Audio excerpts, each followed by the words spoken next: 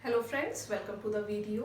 हम अपने कॉन्स्टिट्यूशन का हिस्टोरिकल बैकग्राउंड पढ़ रहे थे और आज हम उसमें का सबसे लास्ट एक्ट देखेंगे, इंडियन इंडिपेंडेंस एक्ट 1947। इसके पहले हम गवर्नमेंट ऑफ इंडिया एक्ट 1935 देख चुके हैं। ठीक है, अब अचानक से 35 से हम कहाँ जा रहे हैं, 47 में जा रहे हैं। तो कुछ चीज़ें हैं जो हमें बीच की पता होनी चाहिए सो दैट हम इजीली रिलेट कर सकें। हमें ये पता होना चाहिए कि 1947 वाले एक्ट में जो चीज़ें लिस्ट की गई हैं, जो फीचर्स हैं उसके, वो वैसे क्यों हैं, है ना। तो आप क्या है ना, थोड़ा सा रिलेट करके पढ़ेंगे तो आपको रटना नहीं पड़ेगा। आप अगर वो स्टोरी आपको पता होगी तो आप इजीली पॉइंट्स अपने मन से भी लिख सकते हैं एक बार पढ़ के, है ना।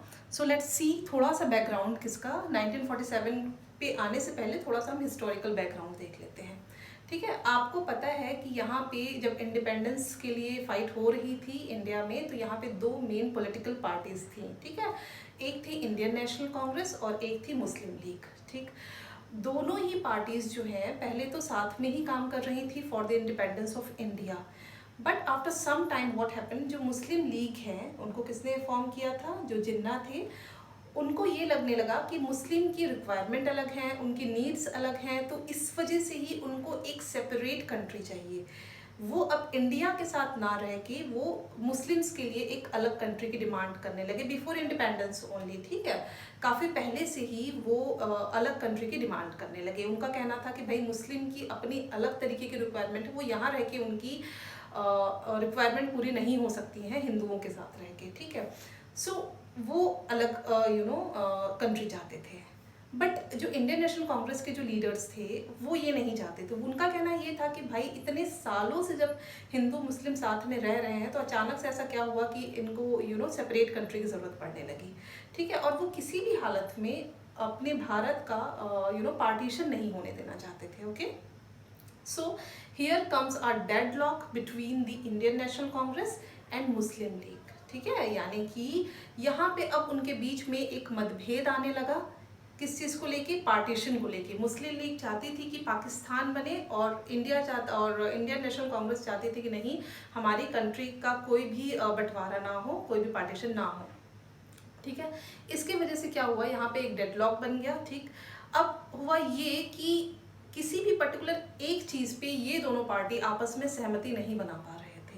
यानी कि जो भी यहाँ कॉन्स्टिट्यूशन बनना है वो दोनों ही आपस में एग्री नहीं हो पा रहे थे किसी एक पर्टिकुलर चीज़ पे।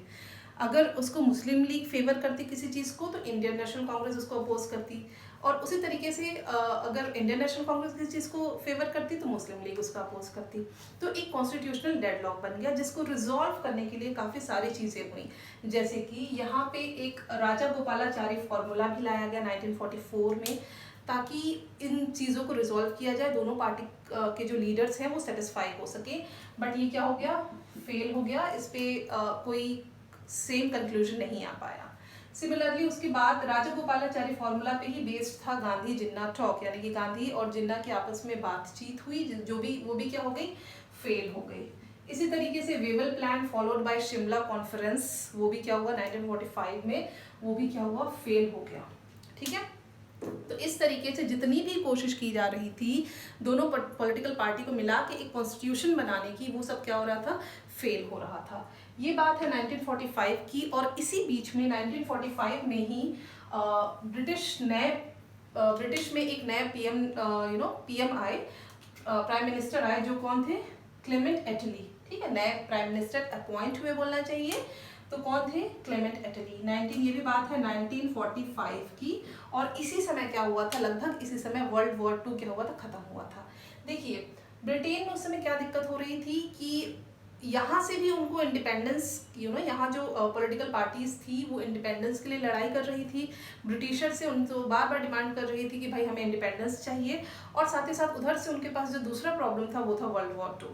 तो वो दोनों चीज़ में भी फंसे हुए थे। ठीक है, तो अब जब वर्ल्ड वॉर खत्म हुआ 1945 में, तब ब्रिटिशर्स को वापस से मौका मिला इंडिया की तरफ देखने का। और अब उन्होंने देखा, क्योंकि यहाँ तो वैसे भी अब इंडिपेंडेंस की डिमांड इतनी ज़्यादा बढ़ चुकी थी, अब उनको पता था कि यहाँ पे अब वो रूल नहीं कर सकते हैं, सो अब उनको इंडिया को छोड़ना ही पड़ेगा। ठीक है, सो इसी कड़ी में हुआ ये कि जो ब्रिटिश के जो प्राइम मिनिस्टर थे एटली जी, उन्होंने क्या किया कि यहाँ पे एक कैबिनेट मिशन भेजा। ठीक है, 1946 में कैबिनेट मिशन कहाँ आया, इंडिया आया, और इसमें 3 मेंबर थे, ठीक। और इस कैबिनेट मिशन का एम क्या था, उसका एम था यहाँ पे जो कॉन्स्टिट्यूशनल डेडलॉक चल रहा है between the 2 political party, that is Muslim league and Indian National Congress, उसको किसी तरीके से रिजॉल्व किया जाए, ठीक है। साथ ही साथ यहाँ पे इंटरिम गवर्नमेंट बनाई जाए जब तक कि आज़ादी नहीं मिल जाती, जब तक हमारा कॉन्स्टिट्यूशन नहीं बन जाता, तब तक यहाँ पे एक गवर्नमेंट रहे जो यहाँ पे रूल करे, राइट। साथ ही साथ यहाँ पे कॉन्स्टिट्यूशनल असेंबली बनाने की बात हुई, कॉन्स्टिट्यूएंट असेंबली बनाने की बात हुई जो कि हमारे कॉन्स्टिट्यूशन को फ्रेम करेगी। और इनका एक मेन एम ये भी था, किसका, कैबिनेट मिशन का मेन एम ये भी था कि इंडिया को यूनाइटेड रखें, वो पार्टीशन के फेवर में नहीं थे, they were not in the favour of partition. So ये सारा कुछ एम था, और साथ ही साथ ये सारा कुछ मिला के they wanted to transfer the power, कहाँ से, ब्रिटिश गवर्नमेंट के हाथ में जो इंडिया की पावर थी उसको वो यहाँ इंडिया में किसी एक रिस्पॉन्सिबल पार्टी को देना चाहते थे, रिस्पॉन्सिबल हैंड में देना चाहते थे। ये सारा कुछ उनका क्या था, एम था। तो जब कैबिनेट मिशन यहाँ आया तो इस कैबिनेट मिशन ने लगभग 3 हफ्ते तक सभी पॉलिटिकल लीडर्स से बात की और उन्होंने अपना एक रिव्यू बनाया, कुछ कंक्लूजन निकाले, ठीक है। सो आफ्टर दैट कंक्लूजन क्या हुआ, 1946 में एक प्रोविजनल असेंबली इलेक्शन हुआ, ठीक है भाई, हमें कॉन्स्टिट्यूएंट असेंबली तो बनानी ही थी, तो वो इलेक्शन हुआ जिसमें से कॉन्स्टिट्यूएंट असेंबली बनी। और इस समय क्या हुआ कि जो मुस्लिम लीग है इस इलेक्शन को उन्होंने बायकॉट किया था। बाद में भले ही मुस्लिम लीग के मेंबर्स आके इसमें जुड़े थे, but at that time when the election was held उन्होंने इसको बायकॉट किया था, ठीक है। तो खैर कॉन्स्टिट्यूएंट असेंबली जो है बन गई, ठीक है। अब उसके बाद एक बहुत इंपॉर्टेंट डेट है जो कि है फरवरी 1947 की, 20 फरवरी 1947 की। अगेन जो प्राइम मिनिस्टर थे, ब्रिटिश प्राइम मिनिस्टर जो एटली जी थे, उन्होंने क्या कहा कि भाई अब आप लोग अपना देखिए और हम किसी भी हालत में 30 जून, एक उन्होंने डेडलाइन दे दी, कब, 30 जून 1948, 30 जून 1948 में हम क्या करेंगे, यहाँ से हम यहाँ इस राज्य को, हम इस कंट्री को हम छोड़ देंगे, यानी कि हम पावर ट्रांसफर कर देंगे, अब इसके बाद हम यहाँ पे रूल नहीं करेंगे। तो उन्होंने क्या कर दी, डेडलाइन दे दी। तो अब इस डेडलाइन के बाद क्या हुआ ना कि जो मुस्लिम लीग थी उसमें पाकिस्तान की डिमांड क्या हो गई, और बढ़ गई। मतलब उनको लगने लगा कि अगर ये इसे छोड़ के चले जाएंगे तो किस तरीके से पाकिस्तान बनेगा। तो उनके बीच में क्या हुआ, काफ़ी ज़्यादा पाकिस्तान की डिमांड उन्होंने और तेज़ कर दी, और यहाँ पे इसी बीच में काफ़ी सारे हिंदू मुस्लिम दंगे हुए, ठीक है। तो ये सारा कुछ देखते हुए 3 जून 1947 को लॉर्ड माउंटबेटन यहाँ आए और उन्होंने अपना एक पार्टीशन प्लान रखा जिसको हम माउंटबेटन प्लान भी कहते हैं, ठीक है। तो इस प्लान के हिसाब से इंडिया के 2 पार्ट्स होने थे, यानी कि एक पाकिस्तान और एक इंडिया, ठीक है। तो और इस चीज़ को दोनों ही लीडर्स ने, दैट इज मुस्लिम लीग के लीडर ने और इंडियन नेशनल कांग्रेस के लीडर ने, दोनों ने ही क्या किया, एक्सेप्ट कर लिया। तो on the basis of this Mountbatten plan and जो इसके रिव्यू आए थे या इसका जो कंक्लूजन आया था, किसका, कैबिनेट मिशन का जो कंक्लूजन आया था, और माउंटबेटन प्लान के बेसिस पे ही हमारा इंडियन इंडिपेंडेंस एक्ट के सारे फीचर्स आए। यानी कि उसमें जो रूल्स आए वो किसके बेसिस पे थे, इन चीज़ों के बेसिस पे, यानी कि कैबिनेट मिशन और ये माउंटबेटन प्लान के बेसिस पे ही उसमें रूल्स बनाए गए, ठीक है। तो आइए हम देखते हैं कि क्या फीचर हैं, क्या रूल्स हैं हमारे इंडियन इंडिपेंडेंस एक्ट 1947 के। Now let's see the main feature of our act, okay? तो सबसे पहला पॉइंट तो ये कि अब इंडिया क्या हो गई, इंडिपेंडेंट हो गई, कब से, 15 अगस्त 1947 से। सो ब्रिटिश रूल यहाँ पे ख़त्म हुआ और इंडिया जो है इंडिपेंडेंट और सॉवरेन स्टेट बन गई फ्रॉम 15 अगस्त 1947 ऑनवर्ड, ठीक है। सबसे मेन और सबसे पहला पॉइंट। नेक्स्ट जो दूसरी चीज़ हुई, ये वो पार्टीशन, मैंने बताया था कि यहाँ पे माउंटबेटन प्लान आया था जिसके तहत पार्टीशन होना था, and I have told you Mountbatten plan और कैबिनेट मिशन की जो रिव्यूज़ थे उनके बेसिस पे ये बनना है। तो वहीं से ये लिया गया कि अब जो वो पार्टीशन होगा, यानी कि इंडिया का जो पार्टीशन होगा, और जो यहाँ इंडिया है 2 डोमिनियंस में डिवाइड हो जाएगा, इंडिया और पाकिस्तान, ठीक है। आफ्टर इंडिपेंडेंस या आफ्टर दिस रूल जो इंडिया है वो 2 पार्ट्स में डिवाइड हो जाएगा, 2 डोमिनियंस में डिवाइड हो जाएगा, इंडिया एंड पाकिस्तान में। और वो लोग कॉमनवेल्थ नेशंस को छोड़ सकते हैं। कॉमनवेल्थ नेशन वो जगहें थी जहाँ पे ब्रिटिशर्स ने कभी ना कभी वहाँ पे अपना राज किया था, ठीक है। तो उसमें चाहे तो रहना चाहे तो रह सकते हैं, और अपनी मर्जी से अगर कॉमनवेल्थ को छोड़ना चाहे तो छोड़ सकते हैं। वो अलग बात है कि इंडिया अभी भी कॉमनवेल्थ का पार्ट है। नेक्स्ट, एक और जो इम्पोर्टेंट चीज़ हुई वो ये, जो वॉइसरॉय का पोस्ट था, आपको पता था कि मैंने बताया था पिछले एक्ट्स में कि यहाँ का जो गवर्नर जनरल ऑफ इंडिया था उसको चेंज करके क्या कर दिया गया था, वॉइसरॉय। अब उस वॉइसरॉय की पोस्ट को भी क्या किया गया, हटा के वापस से गवर्नर जनरल की पोस्ट लाई गई। ठीक है, वॉइसरॉय को हटा के गवर्नर जनरल की पोस्ट लाई गई, यानी कि ईच गवर्नर जनरल, मतलब कि one governor general for each dominion, for each country. ठीक है, तो गवर्नर जनरल रहेगा हर एक कंट्री के लिए, इंडिया और पाकिस्तान के लिए। उसको जो अपॉइंट करेगा वो ब्रिटिश किंग करेगा, लेकिन उन डोमिनियन या उन कंट्री के कैबिनेट की सिफारिश पे करेगा। ठीक है, इसको समझिए कि वॉइसरॉय की पोस्ट कैंसिल करके गवर्नर जनरल की पोस्ट आ गई, जो कि हर एक कंट्री के लिए अलग अलग 2 गवर्नर जनरल रहेंगे, और साथ ही साथ उसको अपॉइंट करेगा ब्रिटिश किंग, किसकी सिफारिश पे, हर डोमिनियन या हर कंट्री की जो कैबिनेट रहेगी उसकी सिफारिश पे। बट इसका मतलब ये नहीं है कि ब्रिटिश इसको कंट्रोल करेगा, ब्रिटिशर्स का अब इसके ऊपर कोई कंट्रोल नहीं रहेगा। नाउ नेक्स्ट, उन्होंने हमारे जो कॉन्स्टिट्यूएंट असेंबली है उसको पावर दिया, दोनों ही कंट्री की जो कॉन्स्टिट्यूएंट असेंबली बनेंगी उनको ये पावर दिया कि वो कोई भी कॉन्स्टिट्यूशन अडॉप्ट कर सकते हैं, या वो क्या कर सकते हैं, फ्रेम कर सकते हैं। ठीक है, अपने हिसाब से वो कोई भी कॉन्स्टिट्यूशन किसी भी कंट्री का अडॉप्ट कर सकते हैं, और अगर वो अपने हिसाब से किसी भी कंट्री के थ्रू कोई कॉन्स्टिट्यूशन बनाना चाहें तो वो भी कर सकते हैं। और साथ ही साथ अगर वो किसी ब्रिटिश एक्ट को रिपेल करना चाहें या फिर उसको कैंसिल करना चाहें, बोलना चाहिए, तो वो उनके पास इतना भी हक रहेगा कि ये वो भी कर सकते हैं, इंक्लूडिंग दिस पर्टिकुलर एक्ट। अगर वो चाहें कि कॉन्स्टिट्यूशन कॉन्स्टिट्यूशन बनने के बाद अगर वो चाहें कि हम इस एक्ट को नहीं मानना चाहते हैं तो वो भी कर सकते हैं। ठीक है, नाउ इसी के साथ साथ उनको कुछ और पावर दी गई। क्या पावर दी गई, किसको, कॉन्स्टिट्यूएंट असेंबली को ये भी पावर दी गई उस समय कि टू लेजिस्लेट, यानी कि लॉ बनाने की पावर भी किसको दी गई, कॉन्स्टिट्यूएंट असेंबली को। अपने टेरिटरी के लिए आप क्या करिए, लॉ बनाइए। कब तक, जब तक कि आपका नया संविधान, नया कॉन्स्टिट्यूशन बन नहीं जाता।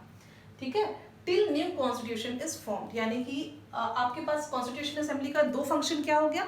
एक जो पहला फंक्शन हो गया कि भाई आपको क्या करना है, कोई भी कॉन्स्टिट्यूशन बनाना है, चाहे आप अडॉप्ट करना चाहें, चाहे आप फ्रेम करना चाहें, और साथ ही साथ जब तक आपका नया कॉन्स्टिट्यूशन नहीं बन रहा है, टिल दैट आपको यहाँ पे रूल भी बनाने हैं, जो कि जब तक नया कॉन्स्टिट्यूशन आएगा तब तक चलेंगे। ओके, नाउ नेक्स्ट पॉइंट, इन्होंने जो ब्रिटेन में एक पोस्ट थी ना, सेक्रेटरी ऑफ स्टेट की, आप पढ़े होंगे है ना, उसको क्या किया, अबॉलिश कर दिया। क्या पोस्ट थी, secretary of state of India, है ना, तो वो तो अब जरूरत ही नहीं है, तो उसको उन्होंने क्या किया, अबॉलिश कर दिया। एक बहुत इंपॉर्टेंट चीज़ और हुई, वो ये कि अब ये तो राज हमारा इंडिया को तो छोड़ ही रहे थे, तो इसके पहले क्या था, ब्रिटिश पैरामाउंटेंसी था, मतलब कि ब्रिटिश का स्वामित्व था किसके ऊपर, जो यहाँ के प्रिंसली स्टेट है उनके ऊपर। अब उसको उन्होंने क्या कर दिया कि अब हमारा कोई भी हक नहीं रहेगा इन प्रिंसली स्टेट के ऊपर।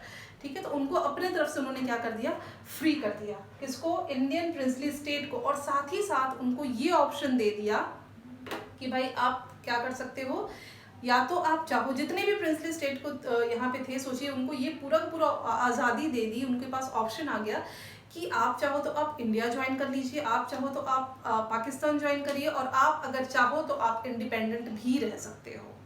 ठीक है, तो ये एक्चुअली बहुत अच्छी चीज़ नहीं हुई, इसी की वजह से आज हमारा जो कश्मीर का पोर्शन है वो हमारे पास आधा नहीं है, आधा पाकिस्तान के पास है ना, कुछ इसी पर्टिकुलर रूल की वजह से। ठीक है, क्योंकि यहाँ पे बाकी सारे तो प्रिंसली स्टेट जिनको जहाँ जाना था वो आ गए। हमारे यहाँ के जो मेन 3 प्रिंसली स्टेट थे, हैदराबाद और इधर जम्मू कश्मीर का रीजन है ना, और गुजरात साइड का जो एक रीजन था, तो ये सारी चीज़ें क्या हुई ना कि इनको थोड़ा सा लेने में हमको प्रॉब्लम हुई आज़ादी के बाद। ठीक है, खैर वो सब हिस्ट्री का पार्ट है, we will discuss it later, जब हिस्ट्री की क्लासेस करेंगे तब करेंगे। क्या हुआ, मैंने फिर से उसको समझिए कि इन्होंने प्रिंसली स्टेट को हटा दिया अपने पास से, इनको रिलीज कर दिया कि अब हम आपके हेड नहीं है कहना चाहिए, और इसके बाद प्रिंसली स्टेट को ये भी फ्रीडम दे दी कि they can join Pakistan, India, और they can be independent also. Okay, let's see few more points. Now will see few more points. मैंने जैसे आपको last government of India act में बताया था कि ये जो एक्ट है ये एज अ इंट्रीम एक्ट क्या हुआ, यूज़ हो रहा था। दैट मीन्स यहाँ पे दोनों ही डोमिनियन को, यानी कि पाकिस्तान और इंडिया को ये कहा गया कि आपका जब तक कॉन्स्टिट्यूशन बन रहा है जब तक न्यू कॉन्स्टिट्यूशन बन रहा है तब तक आप इस पर्टिकुलर एक्ट के थ्रू यहाँ पे रूल करिए, ठीक है। 1935 वाला एक्ट मैंने पिछले क्लास में बताया था, बहुत इंपॉर्टेंट है। और वो क्या कर रहे थे, इस पर्टिकुलर एक्ट के थ्रू यहाँ पे काम कर रहे थे, but they can modify this act, ठीक है, तो उसको मॉडिफाई भी कर सकते थे। दूसरी चीज़ जो ये बहुत इंपॉर्टेंट है, जो कि आपके कॉन्स्टिट्यूशन से बहुत ज़्यादा रिलेटेड है, वो ये जो गवर्नर जनरल ऑफ इंडिया था और साथ ही साथ जो प्रोविंसेस के जो स्टेट के गवर्नर्स थे उनको कॉन्स्टिट्यूशनल हेड बना दिया गया। लेकिन वो सारे फैसले ले नहीं सकते थे, वो किसी की सिफारिश पे, किसी के एडवाइस पे ही अपने फैसले ले सकते थे। वो है काउंसिल ऑफ मिनिस्टर। जैसे कि एट प्रेजेंट हमारे यहाँ प्रेसिडेंट जो है, हमारे ऑनरेबल प्रेसिडेंट हैं, वो अपने मन से कोई फैसला नहीं ले सकते, ऑल्दो वो क्या है, कॉन्स्टिट्यूशनल हेड हैं। उनके फैसले के पीछे जो मिनिस्टर्स रहेंगे उनकी ही एडवाइस पे, उनकी ही रिकमेंडेशन पे वो कोई फैसला ले सकते हैं, ठीक है। तो वही चीज़ हुई है कि गवर्नर जनरल ऑफ इंडिया और जो स्टेट के गवर्नर्स थे, they were made the constitutional head. Now next point, जो किंग ऑफ इंग्लैंड थे वो इसके पहले, बिफोर दिस एक्ट, वो एक टाइटल रखते थे, क्या था, एम्परर ऑफ इंडिया, यानी कि भारत का सम्राट कहना चाहिए, इंडिया का सम्राट, इसका टाइटल रखते थे। अब उन्हें उस टाइटल को उन्होंने क्या किया, छोड़ दिया, क्योंकि अब जब वो यहाँ रूल ही नहीं कर रहे हैं, ही इज नो मोर सम्राट of India, okay. So he has dropped this title. What title? Emperor of India by this act. Now next is यहाँ पे जो सिविल सर्विसेज में जो सर्वेंट्स के अपॉइंटमेंट हो रही थी उसको कैंसिल कर दिया गया, यानी सिविल सर्विसेज को कैंसिल कर दिया गया, अपॉइंटमेंट लेना यहाँ से।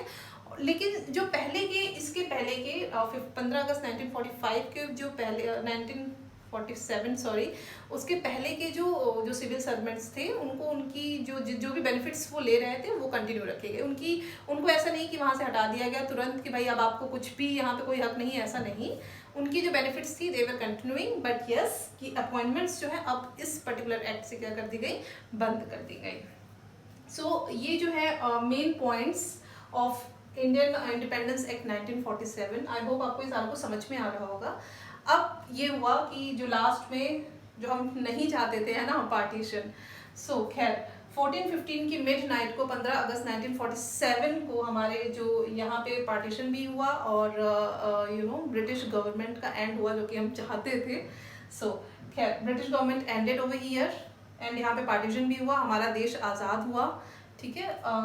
हाँ, एक और चीज़ कि पार्टीशन के लिए यहाँ पे सर रेडक्लिफ को लाया गया था और उन्होंने ही यहाँ पे पार्टीशन किया है, इसलिए जो इंडिया पाकिस्तान की जो बाउंड्री लाइन है उसको हम रेडक्लिफ लाइन कहते हैं, है ना।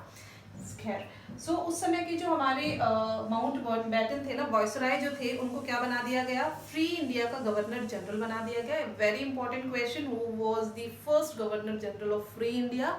ही वाज माउंट बैटन, क्योंकि हमने इसके पहले देखा था कि वायसराय की पोस्ट को हटा के गवर्नर जनरल की पोस्ट कर दी गई थी और उस समय जो वायसराय थे वो माउंट बैटन ही थे, तो उनको हटा के नहीं, उनकी पोस्ट को हटा के उन्हीं को ही डायरेक्टली गवर्नर जनरल बना दिया गया। एंड इन्होंने हमारे पंडित जवाहरलाल नेहरू को पहले पीएम की क्या कराई, शपथ दिलाई, ओथ दिलाई, ठीक है, किसने, माउंट बैटन ने। Okay, so this was all about the Indian Independence Act 1947. I hope you liked the video. Thank you very much.